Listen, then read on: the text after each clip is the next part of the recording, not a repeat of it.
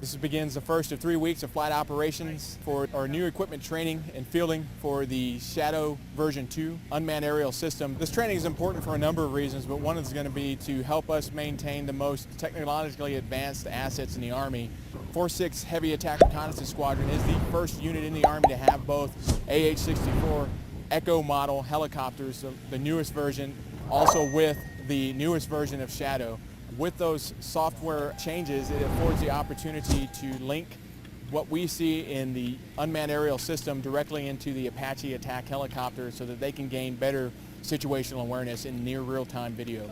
So the enlisted soldier has similar responsibilities in terms of iterations of flight, how to report, how to integrate into the airspace that the manned side of aviation has. As a Heavy Attack Reconnaissance Squadron, it's going to be the first time that we integrate the manned and unmanned teaming out of one organization. So we'll be one whole team from beginning execution and to mission complete.